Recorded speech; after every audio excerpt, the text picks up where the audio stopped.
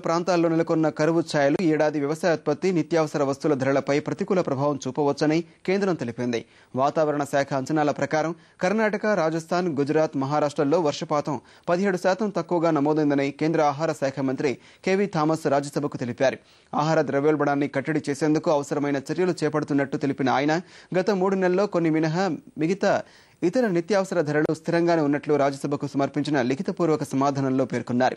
కరువు ఎదుర్కొనేందుకు ప్రత్యామ్నాయ ఏర్పాట్లు చేయాల్సిందిగా ఇప్పటికే రాష్ట్రాలను కోరామన్న ఆయన అవసరమైన కరువు నివారణ చర్యలు చేపట్టామని వెల్లడించారు.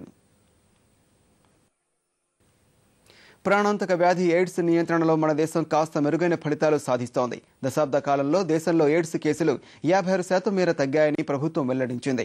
2000 సంవత్సరంలో 2,70,000 హెచ్ఐవి కేసులు నమోదు కాగా 2009 నాటికి ఈ సంఖ్య 1,20,000కు తగ్గిందని కేంద్ర ఆరోగ్య శాఖ మంత్రి గులాం నబీ ఆజాద్ వెల్లడించారు. రానున్న రోజుల్లో ఈ సంఖ్య మరింత తగ్గుతుందని చెప్పారు.